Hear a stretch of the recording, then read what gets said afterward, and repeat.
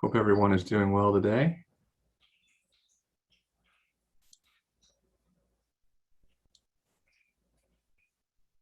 Can you see my screen okay? Yes, I can see it. Looks great. Thanks. Excellent. So I'm going to walk folks through some work that New York ISO has been really undertaking since 2016. We spent quite a bit of time thinking about how best to integrate DER into the New York's wholesale market. Now, New York's wholesale market, just as a quick overview, is a 5-minute real-time market with a 2.5 hour ahead look-ahead market that's coupled with a day-ahead market. And then in addition to that, we do run a centralized capacity market, which is a spot market that clears monthly and has a seasonal summer and winter strip. So that's a little background of what the market structure is, just to kind of get you acclimated. We started this work back in 2016 with our stakeholders. We spent I can only imagine how many hours on it since then and now. And really the idea was thinking holistically about how best to incorporate small resources, whether that be resources that are more active, such as batteries or injection resources like generators, or demand response. We really wanted a program that would allow for aggregation of all different types of resources. And as we thought through it, we also thought about the size restrictions. There's a point where the ISO felt it would be best to represent the larger resource as a standalone resource, really for better managing reliability and visibility on the grid. And so we ended up with a 20 megawatt threshold for each individual DER. Doesn't mean that we restrict the aggregation to that, and I'll get into that in a little bit. But really that was the cutoff between small generator interconnection standards and large generator interconnection standards is how we landed there. And we were focused on DERs that could respond to real-time dispatch instructions. So it was important to us that as we created this program, it was less about trying to monetize possible response over a small window of time, and more about how to get these resources into the market day in and day out, so that they could provide value to consumers every day of the year. A little bit about the overview of the structure. We approached it, I think, similar to what Sam mentioned in his slides. We really thought that the aggregator would be the center of coordination. The ISO doesn't necessarily have enough visibility down on the distribution system to be able to manage all of the reliability impacts that may be occurring down at that scale, nor does it have access to those customers. We deal more in large wholesale LSCs and customers. So having an intermediary or an aggregator in this case to help bring those customers in mass to the wholesale market made a lot of sense to us. And we talk in this slide about how we see the coordination really working, where the aggregator is not only working with the ISO, but also the local utility. On this slide, the local utility is referred to as the distribution system provider. In New York, we've been referring to the distribution system operator as a distribution system provider. And then it occurs to us that it provides the most benefit to consumers to allow DERs to provide both wholesale and retail services, and I'll get into a little bit of how we allowed that. Before we jump into all that, just a little top down on the structure of the ISO's aggregation model. So when I talk about DER from the ISO perspective, we're really focused on aggregations of DERs. It is possible to bring an aggregation of a single demand response, But when you start to talk about bringing single resources, we would prefer that only occur from an ISO perspective if those resources are of substantial size. And really the reason for that is when we're trying to do economic analysis to determine whether to start a 300 megawatt gas turbine or dispatch a 5 megawatt storage device, just the math works out such that it's really difficult for us to get that decision completely right, really because we're talking about trying to include decisions on small resources in an algorithm that was really designed for large resources. So the way around that, and I think you've seen for talk about that in its order 2222, is to try to aggregate those resources up into a larger aggregation, and therefore when performing those trade-offs and making those decisions, you end up with a more effective and efficient result from a bulk perspective. Obviously, there is limitations of what the ISO can see, and we'll get into a little bit of that and how we manage that. Aggregations are really focused on providing the services to the ISO. So we're not looking for the DER to provide us the service. We're looking for the aggregation to sign up DERs, and then through the aggregation instruction to the DER, the aggregation is the market participant that the ISO is coordinating with. And so therefore, in this context, the aggregation is the entity that can qualify to provide energy capacity ancillary services. We do have some minimums. We think they're pretty workable. We're looking for a minimum offer from an aggregation to be 100 kilowatts. That is still pretty small and still does get into some of the mathematical issues I mentioned earlier, but there is no limitation on the size of the DER from a minimum size. So a DER could be as small as a kilowatt, and as long as you find 100 of those DERs and bringing them together in an aggregation, you could participate in the ISO's market. And then there is no maximum size. So as much as we're looking for DERs themselves to be no greater than 20 megawatts, if you aggregated 10 of them, you could bring an aggregation as large as 200 megawatts or even potentially larger. And you'll see some of the scale will probably not work out too well once we get into where the aggregation is located. In New York, we talked a little bit with our stakeholders about how best to define the boundaries of where the aggregation could be. And given the amount of local transmission congestion that exists in New York State, more critically in the New York City, Manhattan, Brooklyn, Queens area, as well as the Long Island transmission system, we didn't think it was appropriate to try to aggregate DERs into zones. And so instead, we require aggregations to be a transmission node.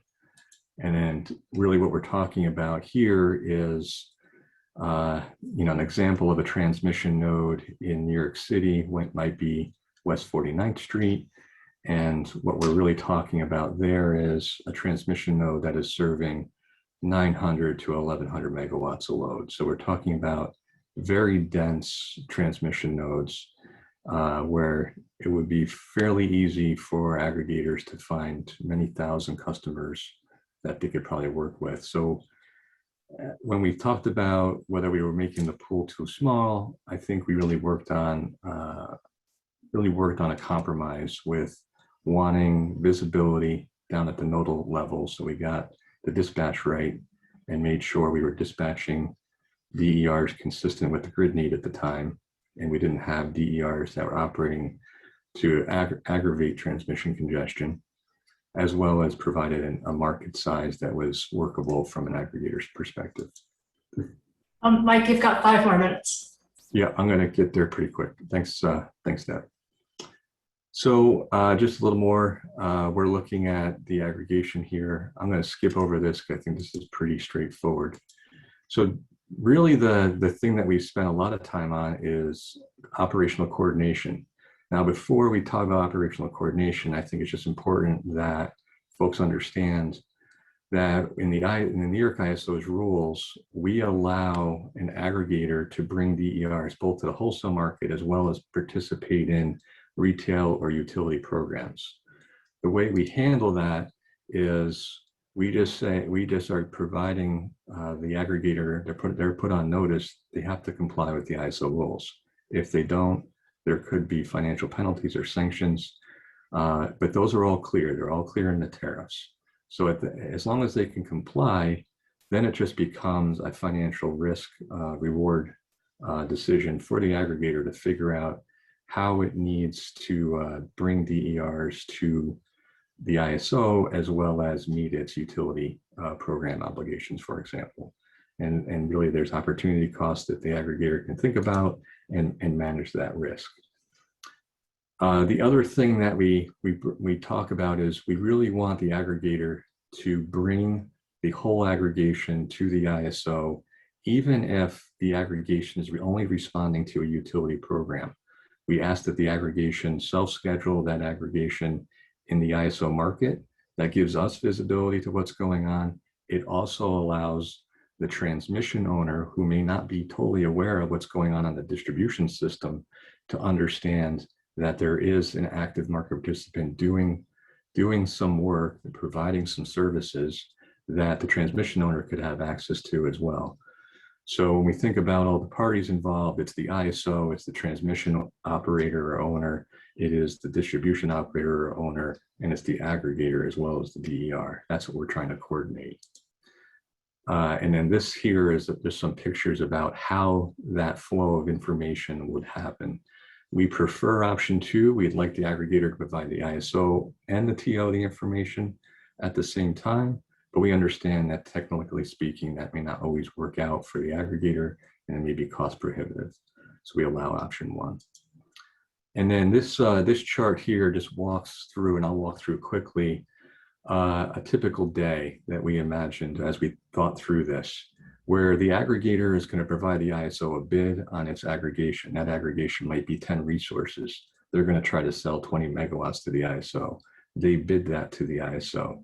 It turns out that 2 of those resources happen to be on Main Street, and Main Street has an outage today. So that means they can't sell the ISO 20 megawatts. They can only sell the ISO 16 megawatts. That's fine. The aggregator has the opportunity to update its offer so that the ISO knows only 16 megawatts are available. We run our day ahead market. We provide schedules to the aggregator, as well as let the utility know what the the aggregation schedules are. To the extent there needs to be some changes to those schedules, the utility can coordinate with that with the aggregator. And we believe that the aggregator would have flexibility to shift how they respond to the ISO instruction by maybe dispatching different DERs versus the ones they first intended on. At least there's some opportunity there to do that. When we get into the dispatch day, and really what we're talking about is having 3-part communication with the utility and the aggregator whenever there's a change in status. We're looking for the utility to really work with the aggregator to inform them of limitations that a particular DER may have. The aggregator then would reflect those limitations into the New York ISO's scheduling systems. Therefore, we can then operate and provide schedules that are consistent with those limitations back to the aggregator. When all else fails and that doesn't work out, the utility can call the ISO, and the ISO can manually derate the aggregation to make sure we don't compromise grid reliability, whether that be on the distribution side or the bulk side. Now, there can be times where there's a conflict, and we've worked with the utilities in New York about how to deal with that conflict.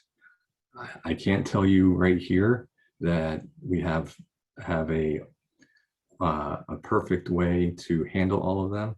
Really what it comes down to is it comes down to the skill sets that grid operators have. They need to assess the problem. They need to find out if they have an alternate way to deal with that problem.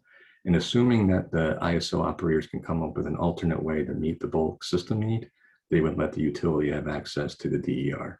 If not, what's going to happen is the two operators are going to talk and they're going to deal with the most immediate issue first.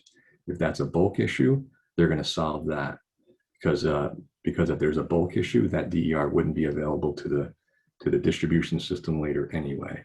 And if it's a distribution system that's immediate, we'll deal with that and hope that we can come up with an alternative way to deal with the bulk system in the future. But all of that assessment is really going to happen at the time of the event, and it's just going to require a lot of on-the-fly thinking from grid operators that do that every day and every minute of every day. So I'm going to stop there, Deb, and hand it back to you. There's a lot of other information in here that I offer, and I'm hopeful that the slides get shared with the group and they can go dig into those details. Thank you so much, Mike. Yeah, I know that the New York ISO has been working, as all the ISOs have been, on how DER integration is going to be occurring, and with FERC 2222, how to comply with that order. I'm not seeing any questions for you, but maybe you could just tell us how that process has been working out for you in terms of working with the stakeholders, working with the transmission owners and the developers, and how you've been able to reach some agreements with that stakeholder process and what you showed. Yeah, that's a great question, Debbie. So when the ISO started its effort, we were in an interesting place because we had a lot of support of the state.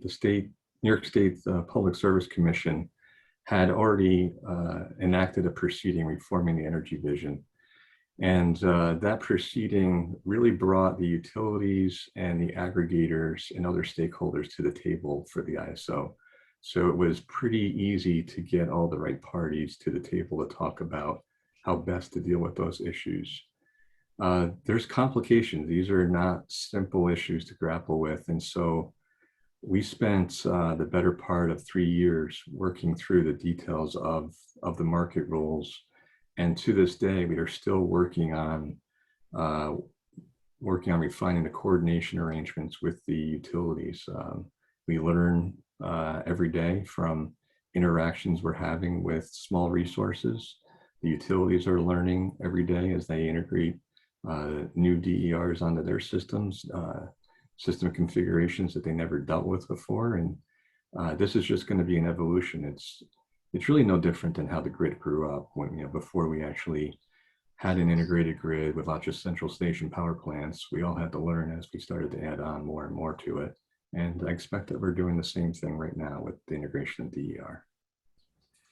Sure. Yeah, it's always a challenge with trying to balance the practical with some ideal that folks may be wanting in the end, and trying to see what you can do that's cost effective and reliable. Yeah, that's right. And I think the last thing I would just want to say on that is we introduced competitive wholesale markets in the late 90s. And we had 50 plus years of central station generator operation. We have tweaked the generator rules for the last 20 years in those competitive markets. To suggest we're going to get the DER rules perfectly right day one is just not reality. We're going to have to learn and evolve as we do learn. Sure. Well, thank you again, Mike, for that presentation.